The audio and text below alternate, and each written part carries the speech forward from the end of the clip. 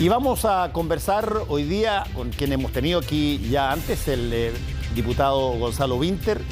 Y queremos conversar un poco con alguien de adentro de este fenómeno que se llama la instalación de un gobierno. Han habido, por cierto, muchos gobiernos que han pasado básicamente por esta instalación sin grandes problemas, no hay tanta prensa desde hace algún tiempo. Hoy día hay redes sociales, hoy día está todo monitorizado y, sin embargo, las cosas a veces son y otras veces no son. O parecen ser de una manera o parecen no ser de otra manera. Te voy a poner un ejemplo, Gonzalo, porque gracias si no, por estar estamos acá. hablando de filosofía. De filosofía total. No, por ejemplo... Buenas noches, Fernando. Buenas noches. Por ejemplo, una de las cosas clásicas de instalación de un gobierno es el poder que la Constitución vigente le otorga al presidente de la República o presidenta de la República para nombrar personas. Son casi como 3.000 y tanto, casi 4.000 personas. Sí. Es una cantidad enorme de gente. Son entre 3.500 y 4.000. Claro. Ahora, lo interesante es que ese es un poder que la Constitución le da al presidente, pero que hoy día, con las redes sociales y con todo lo demás, es revisado, pero hasta el detalle minúsculo. ¿Tú advertiste o creías que podía darse una situación como la que se está dando hoy día en las nominaciones de embajadores, de los secretarios regionales, en fin, de todas las cosas que tienen que ver con nombramientos del presidente Boric, tal cual como ha ocurrido? Sí, creo que... A ver, estamos en una época en que uno tiene que comprender, y esto te lo enseñan cuando uno se mete a hacer figura pública, también te lo enseñan, que es que en esta época tus acciones no pueden pretender no producir críticas. Y tú, para evaluar si tu acción ha sido correcta o incorrecta, no es que, mira, tengo una inmensa cantidad de críticas, sino que la tienes que contraponer a la cantidad de gente que no te está criticando. Digamos, no existen las acciones hoy día que no lleven críticas, porque además parte de la lógica de las redes sociales, que es una de las partes que yo considero positivas, es que todos opinamos, y no todos tienen la obligación de ceñirse a mínimos de lógica o de razonabilidad en su crítica. Por lo tanto, ya sabemos que todo es criticable, ya sabemos que todos los nombramientos son criticables. Por lo tanto, yo creo que sí, y que está dentro del estándar. Ahora, partiste por una pregunta muy específica, pero sí, con respecto a la situación general de la instalación, yo creo que la instalación, algunos me han dicho problemática. Yo creo que no ha sido problemática, yo creo que ha sido acontecida, ¿ya? Pero ha sido acontecida de manera proporcional a la radicalidad del cambio, de quienes se van, o sea, de la diferencia, de la distancia, incluso de la lejanía entre quienes se van y quienes llegan. Y cuando digo lejanía como algo distinto a diferencia, quiero hacer un pequeño punto ahí. No solamente Sebastián Piñera es una persona de derecha, un empresario de 70 años de derecha, de una coalición. Finalmente Sebastián Piñera es cercano a Renovación Nacional, que es finalmente la renovación del Partido Nacional, que a la vez es una fusión de los liberales con lo que se ve, por lo tanto tiene una tradición política para atrás. Y Gabriel Boric es de Convergencia Social, un partido que el CERVEL lo autorizó como partido del año 2020. ¿Ya? Eso es una diferencia, pero con distancia. Me refiero a que siempre hubo muchos vasos comunicantes entre la coalición que se iba y la que llegaba. Y hoy día, efectivamente, la inmensa mayoría de los subsecretarios no tienen el teléfono del subsecretario saliente, digamos. Y eso también, obviamente, es parte del proceso. Uno de los puntos en la instalación que me quería conversar contigo, Gonzalo, una es las diferencias.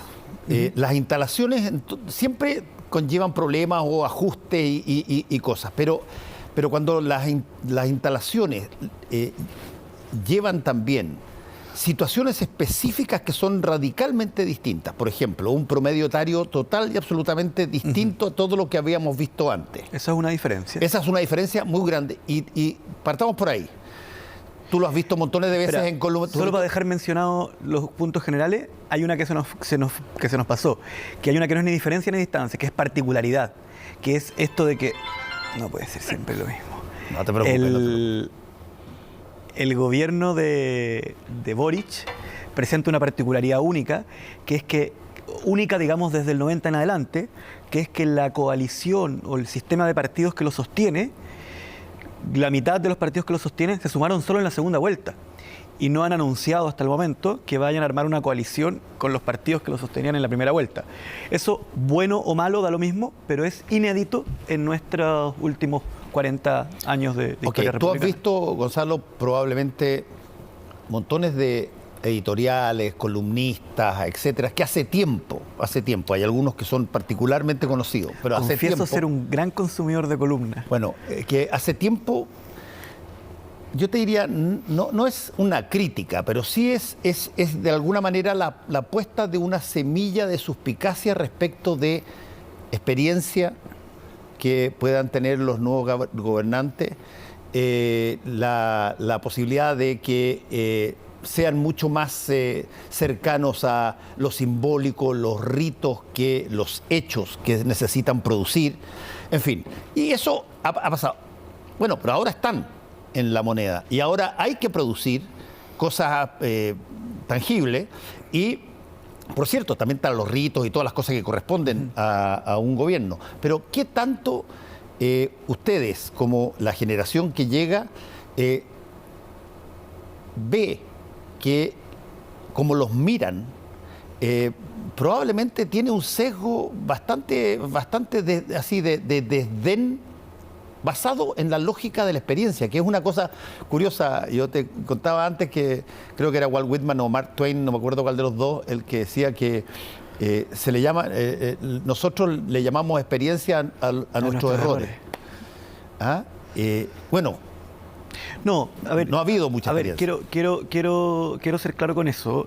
Yo no desprecio la experiencia. Creo que la experiencia es importante y eso también es parte de mis propias vivencias personales. O sea, yo tengo 35 y me dirá, uy, qué joven. Pero realmente me considero más preparado que el yo mismo de 30. ¿Ya? Creo que hay cosas que he aprendido que hace 5, 10 o 20 años realmente no sabía y que la vida me las ha dado. Y no es que me las leí, ¿eh? No es que es un dato que yo no conocía que me lo leí, sino que la vida te va enseñando cosas. Y en ese sentido, yo no creo, y lo hemos dicho siempre, Fernando, y lo hemos dicho desde la primera campaña de Boric a diputado, que no creemos que la juventud sea un valor en sí mismo. Y también lo he dicho yo en este programa, en esta entrevista, que yo creo que hay una situación histórica digna de análisis de por qué una generación termina entrando de esa manera y generando un corte. De hecho, no es que yo lo dije, es que tú me lo preguntaste, ¿ya? Sí. En realidad tú me lo preguntaste, pero yo creo que eso es una coyuntura política que merece análisis, que merece ser observada, pero en ningún caso es una reivindicación de la juventud contra la vejez. Eso sería absurdo, ¿ya? Y yo sí creo, además, y esto sí es polémico, que la política es un oficio. Por lo tanto, que alguien tenga oficio en la política lo hace bueno en su trabajo. Ahora, no es lo único bueno. Hay un montón de cosas y también llevar mucho tiempo en algo de forma, digamos. Y ahí son equilibrios que hay que estar permanentemente encontrando. Ahora, con respecto a la pregunta específica, que es la mirada del desdén, por supuesto, la política siempre es un juego tiene algo de trinchera permanente.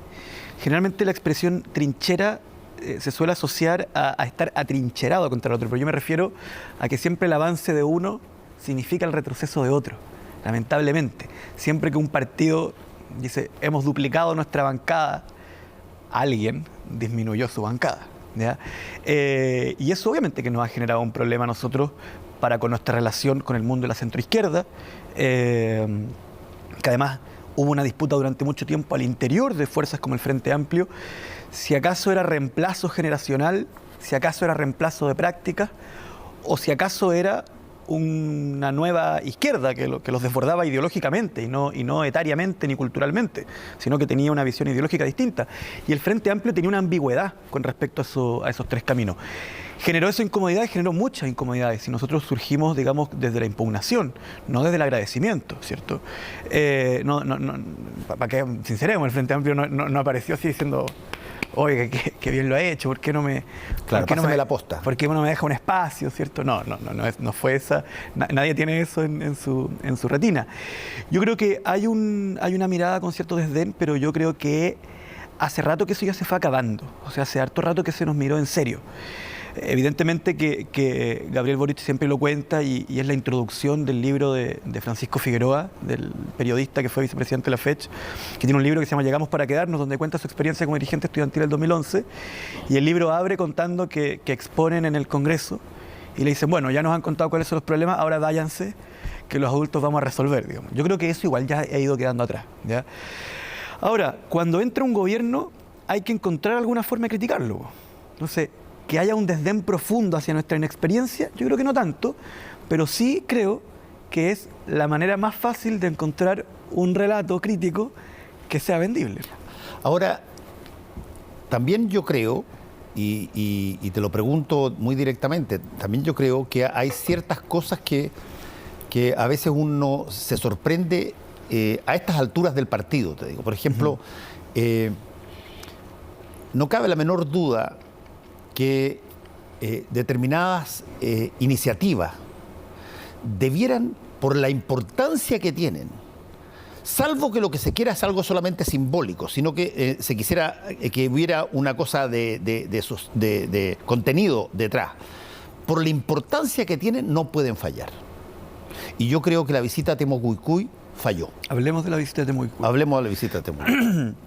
La visita de Temucuicui se ha vuelto algo bastante fascinante porque es lo único en lo cual... A ver, voy a ir antes, ¿ya? Dale. Este cambio de mando resulta fascinante para quien quiera criticarlo, para quien esté emocionado, para quien sea ultra borichista y para quien sea anti-borichista a muerte. Resulta fascinante porque es todo muy nuevo, todo muy distinto. Y además puede agarrar por cualquier lado y siempre va a tener una causa. O sea, estoy seguro que cuando Frei Ruiz Tagle reemplazó a Elwin no generó tampoco la conmoción latinoamericana que ha generado. O sea, me comentaba una fuente de palacio, como dicen los periodistas, que la guerra en Ucrania de alguna forma los sacó de un problema porque todos los mandatarios del mundo querían venir. Y el estallido de la guerra hizo que se bajaran mucho. Y eso hace que todo el mundo trate de buscar algo que contar al respecto de lo que está pasando. Entonces uno también se ha enfrentado a situaciones divertidas, como anoche estaba en una entrevista y el periodista me dice, yo nunca había visto que a las 2 semanas de gobierno el presidente tenga que convocar a un cónclave para poder poner paños fríos a la situación que está viviendo su coalición. Dice, no, si el cónclave está planificado mucho antes, el cónclave no fue para poner paños fríos. Ahora, efectivamente, uno escucha las declaraciones de Fidel Espinosa, que es el germen, pero después todas las notas al respecto. Claro, y uno llegaba a Cerro Castillo como asustado, pero adentro de Cerro Castillo no... Estamos hablando de la recuperación, de la economía, de qué sé yo, estamos hablando de lo que había que hablar. Temucuicui, ¿por qué es muy interesante? Porque de partida es una situación que toca el corazón de muchos problemas que hay en Chile y porque es la única en donde nosotros no podemos decir, sabes que está bien.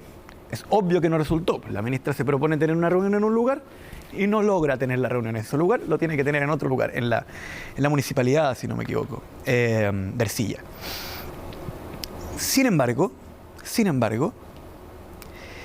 la visita a Temucuicui también denuncia un nuevo estilo. Porque mira, si tú me preguntas a mí, ¿te parece bien? O sea, obviamente condeno a la persona que haya sacado una metralleta para amedrentar a la ministra del Interior. Por favor, aclaro al que quiera decir que estoy justificando. No, eso lo descarto, ¿ya? Pero si yo retrocediera al tiempo, igual me gusta la idea de que en su primer día hábil como ministra del Interior, la ministra esté en la comuna de Ercilla. Lo tendría que haber hecho de manera distinta. Todos sabemos cómo es Temucuicui. Temucuicui toca el corazón de uno de los dolores más grandes que tiene la historia de Chile, que es la invasión a este territorio y a este pueblo-nación, que a la vez, para el relato de otros, es el pueblo-nación del cual somos todos parte o no son parte. Todo ese enredo que tenemos con respecto a nuestra identidad está en esa comunidad, se cruzan todos los conflictos.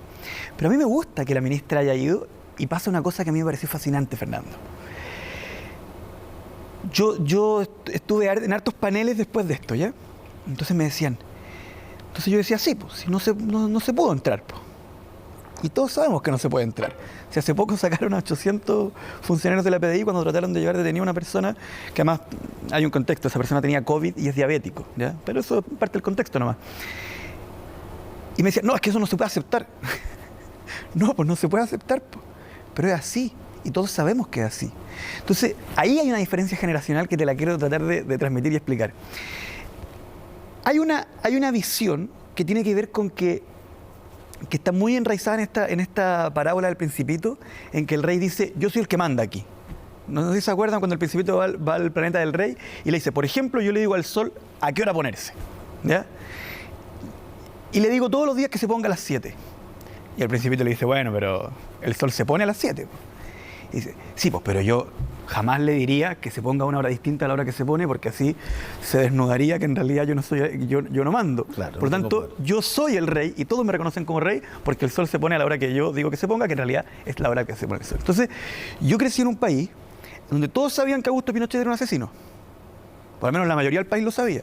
Lo sabía todo el mundo, además tenía órdenes de captura internacional. Y se sentaba el 21 de mayo con el presidente, Eduardo Frei, presidente del cual él había mandado a matar a su papá. Y también lo sabíamos. Yo me acuerdo de haber tenido, no sé, 7 años y haber tenido esta conversación con mi mamá, que mi mamá me dijera, mira, ese señor es un asesino, mató a 3.000, es responsable de la muerte de 3.000 personas. ¿Y por qué está sentado al lado del presidente? Son cosas que mejor no, que como que no las conversamos, ¿cachai? Que la paz de esta sociedad se solventa en que mejor no hablar de ciertas cosas, ¿ya? Bueno, chilenos y chilenas, es efectivo que el Estado de Chile no puede entrar a Temucuicui sin permiso. Lo lamento. No me gusta darle esta noticia. No me gusta esa noticia. Pero es verdad. Y que en el primer viaje de la ministra se haya sincerado esta verdad, yo creo que es el primer paso para ir resolviendo problemas. Sincerarlo. Si todo el mundo sabe que ni siquiera los censistas pudieron entrar. Y los periodistas me seguían diciendo, pero esto es inaceptable. Sí, bueno, sí es inaceptable, pero digamos, una vez que todos decimos que es inaceptable, check. Y ahora en adelante, construyamos las condiciones para que algún día un ministro del Interior pueda entrar sin permiso a Temucuicui. Ahora, ahí hay un punto bien interesante que tú planteas, Gonzalo, y que tiene que ver, y lo pusiste en la situación, la analogía con el Principito, que tiene que ver con cómo la gente percibe el poder del mandatario. Ahí está lo del sol. Por ejemplo, te puede cargar que entren los carabineros a tu casa o a tu población. Uh-huh. Pero si es que no puede entrar la ministra del Interior a Temucuicui, tú no te pones ni un problema en que metas pero 10 batallones allá adentro, porque no puede ser que haya un Estado dentro de otro Estado o haya alguien que no puede permitir que la máxima autoridad de Interior no pueda entrar. Tenemos esa dualidad. Miramos las cosas de acuerdo a lo que nos pasa a nosotros, y ahí pedimos todo tipo de cuidado, etcétera, pero cuando pasa en otro lado, uno pide que la autoridad para nosotros la libertad, para el resto la autoridad. Exactamente. Pero el hecho, aparte de eso, pero el hecho cierto es que un presidente de la República, no importa su edad, un presidente de la República, no importa su experiencia, va a tener muchos sucesos donde va a ver comprometida su capacidad de generar acciones de poder. Totalmente. Y la pregunta que muchos se hacen es, a ver, ¿hay algún tipo de flaqueza, si tú quieres, o debilidad para ejercer el poder que la República le da al presidente de la República si es que proviene de un sector básicamente de izquierda nuevo, que mira y ha mirado básicamente al pueblo como gente maltratada, victimaria? ¿Por qué razón habría de...? Y más aún, tú lo acabas de decir en forma muy, muy, muy clara cuando calificaste a Pinochet. Cuando además tienen la idea de que los militares no son aliados. Los militares fueron adversarios de los padres y de ellos cuando chicos también. Entonces, ¿qué talante tiene ese gobernante para poder aplicar aquello que la Constitución le da en este u otros casos, como puede ser la violencia delincuencial también? Vamos a ir por partes. Ok. Ya. Cerremos Temucuicui con un juego. Pasó algo muy bonito después de que la ministra Siches, de manera además súper aperrada, va a Temucuicui y no se arranca.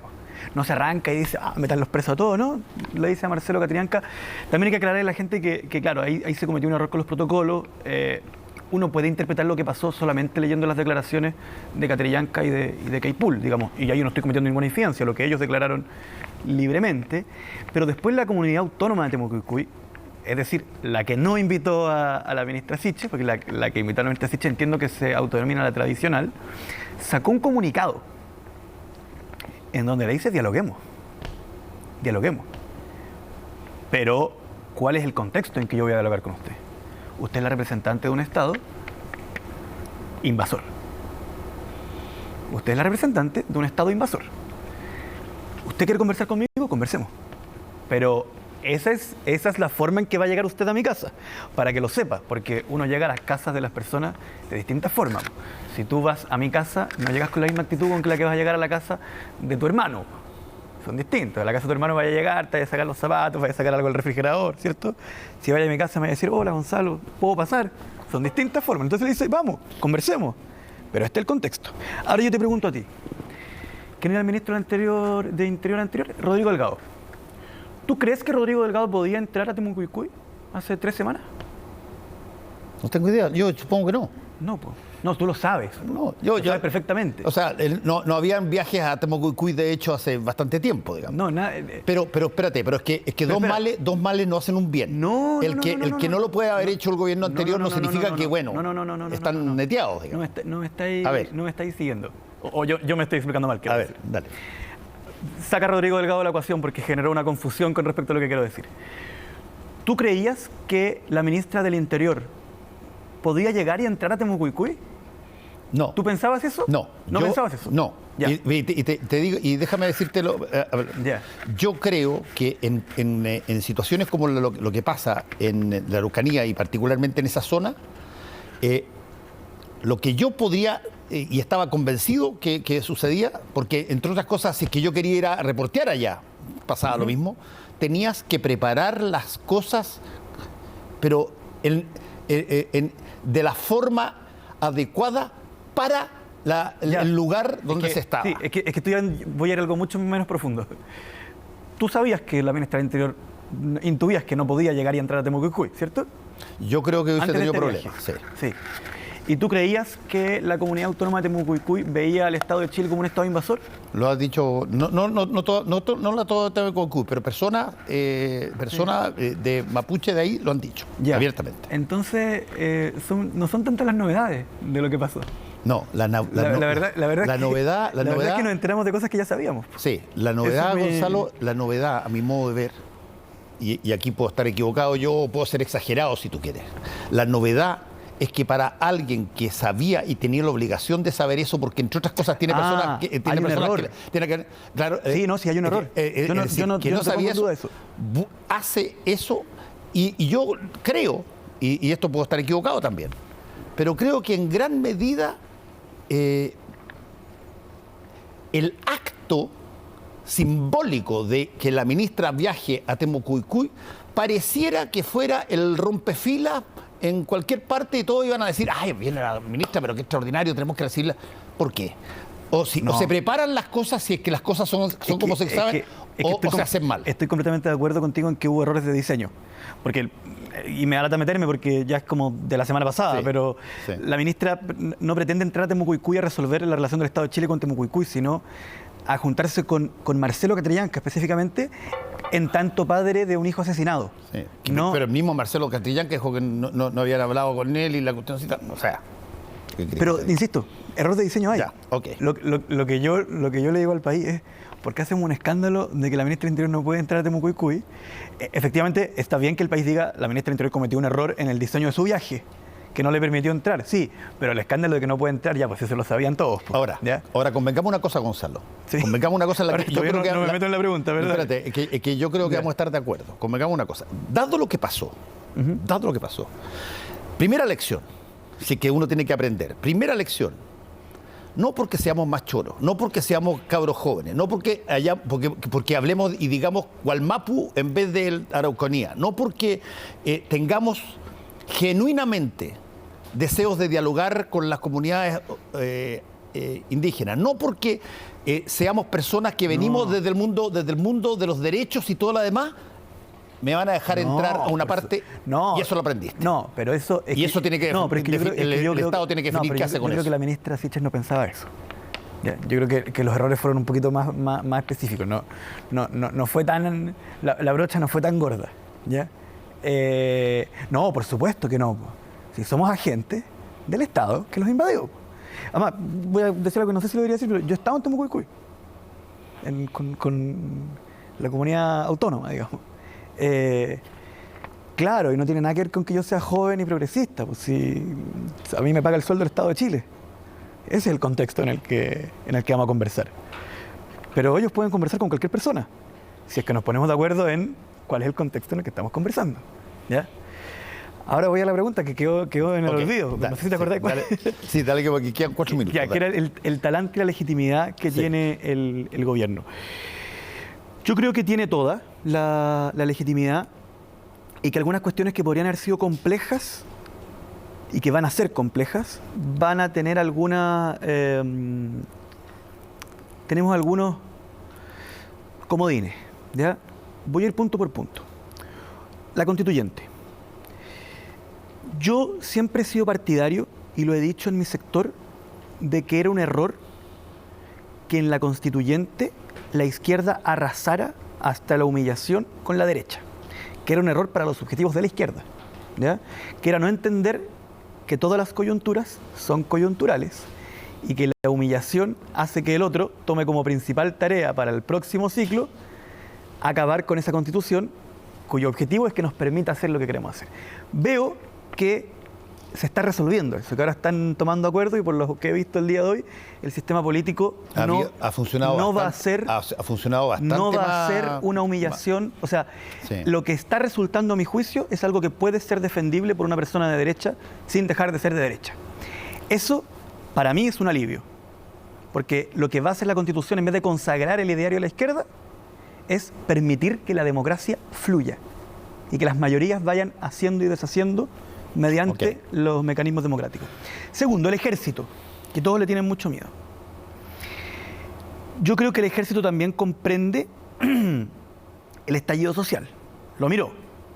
Y por lo tanto, que Boric tenga una mirada que tiene cierta afinidad o cierto contacto, cierta capacidad de hablar, porque no voy a decir que Boric representa el estallido, eso no lo propone nadie, pero es sabido que Boric es una persona dentro del mundo político que puede hablar el idioma del estallido del 2006, del 2011 y del 2019, que pueda hablar en ese idioma, no digo que lo represente. Yo creo que también el poder constituido y las viejas élites también hoy día valoran tener un presidente que hable ese idioma, porque consideran muy peligroso tener un presidente que no hable ese idioma. ¿Por qué? Porque cuando alguien grita ¡Tsunami!, si no entiende la alarma, claro, no puede mover la campana. Pero además el ejército tiene un problema muy grave en su legitimidad como actor político. La totalidad de los comandantes en jefe del ejército posteriores a Carlos Prats han sido procesados o ya juzgados por la justicia. Uno por violación a los derechos humanos, el resto por robar.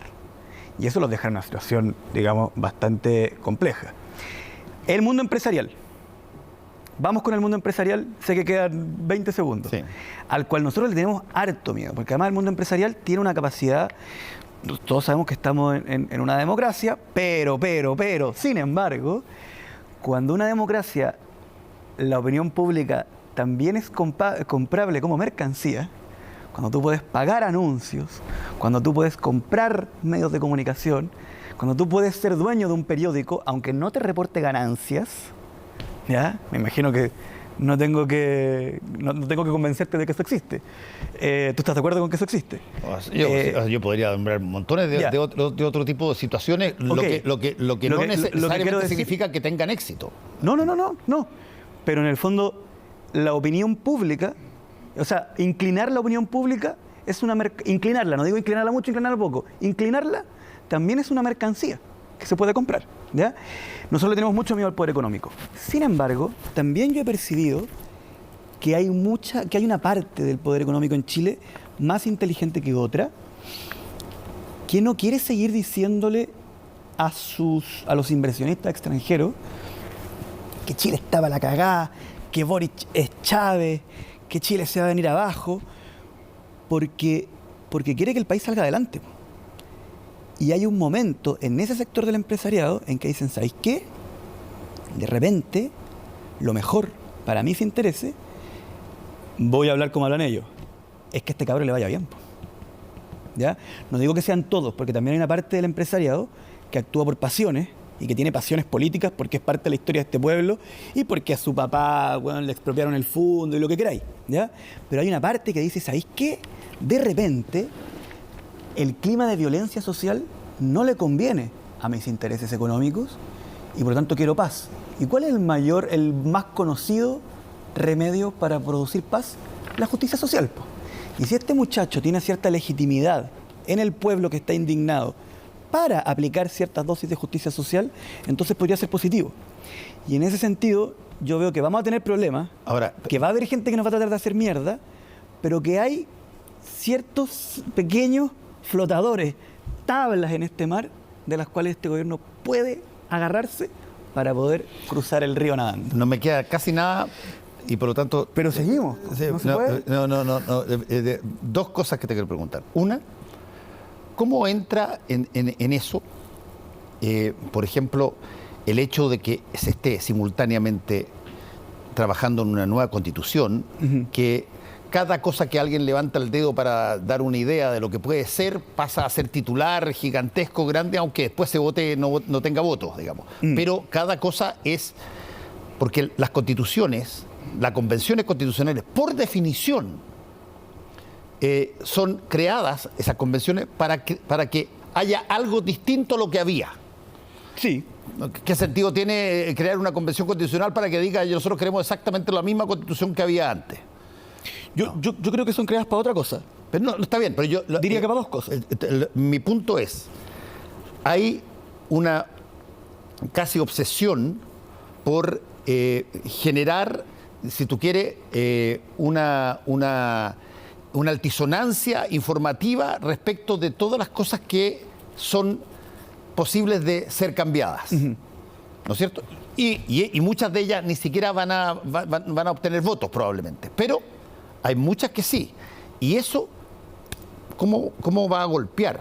No solamente a la convención, que puede ser rechazada, sino que al gobierno, que se jugó, pero a full por la convención, al punto de que el presidente de la República, contra todo su establishment, firmó el acuerdo. No fue todo su establishment, es tercera vez que lo tengo que repetir casi. En este estudio, en este asiesto, ¿ya? Fue un sector de su partido que se fue a la semana, así que, sí, pero fue fuerte. Pero todo el resto del Frente Amplio... Y yo lo digo, para serte franco, Gonzalo, lo digo en defensa del presidente de la República. Ya. Porque hay que tener coraje para hacer no, lo que que si alguien me dice que que Gabriel Boric no tiene coraje, ya la conversación no sé para dónde va. Pues ya. Tú tienes que quedar con la última palabra. Ya, vamos por parte. Lo primero, para algunas personas, entre las cuales me incluyo, el principal objetivo que tenemos en la constituyente es que haya cambios, ¿cierto? Hay cosas que no nos gustan del país que tenemos, ya. Pero quienes tienen miedo a que las cosas cambien y que les tienen una incertidumbre, o que de hecho les gustaban las cosas como están, también pueden comprender, y si no lo han comprendido, les recomiendo que escuchen lo que voy a decir en este mismo instante, que es que hay dos cosas que ustedes pueden obtener de la Constitución nueva, que es, uno, producir legitimidad. Que hay un momento en que tú le dices al muchacho que está en la barricada, oiga, no haga barricada, eso es ilegal. Pero la ley ¿dónde obtiene su legitimidad? La tiene la Constitución. Y te va a responder, bueno, pero la Constitución salió de un tipo que agarró un avión y bombardeó la moneda. La nueva Constitución, hecha de manera democrática, puede producir legitimidad para que el sistema, el orden jurídico, funcione y seamos todos potencialmente obligados por él de manera legítima y le reconozcamos legitimidad para obligarme. Y le recuerdo al gran empresariado que la propiedad privada también es una creación estatal. Y en segundo lugar, el principal objetivo de una convención constitucional es y de los congresos nacionales también, es absorber la conflictividad natural que hay en una sociedad, absorberla en su interior y procesarla, aquello que se está procesando violentamente, procesarlo a través de un reglamento y pacíficamente y a través de votaciones. Eso es una oportunidad también para quienes no quieren cambios, porque ustedes no quieren vivir en octubre del 19 para siempre, nadie quiere eso. Ahora, también debo hacer el punto. Usted, convencional constituyente, que propone una norma constitucional que dice cárcel para Piñera, usted es un enemigo declarado de la convención y de su éxito. ¿Por qué? Porque los trabajadores y trabajadoras chilenas, que ya la situación estallido social ha sido agotadora, con una pandemia entre medio, y ya llevan 3 años observando esta situación, cuando se enteran de eso, inclusive el que le gustaría que aquello pasara, pregunta, ¿pero esto es en serio? ¿Va a haber cárcel para Piñera porque se aprobó esto en la comisión? Y dice, no, no es en serio. Dice, entonces es broma. O sea, ustedes se están divirtiendo. O sea, el asunto por el que luchamos es para ustedes motivo de un frívolo divertimento. Usted le hace daño a la convención.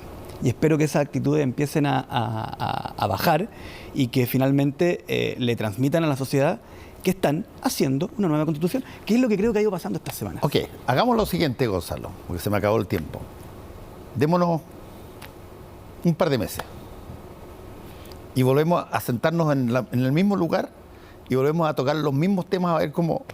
Pero tendríamos que escribirlos para que la próxima... Oye, están grabados. Y lo guardamos en una cajita. Están todos grabados. Están todos grabados. Que te vaya muy bien, Gonzalo. Muchas gracias, Fernando.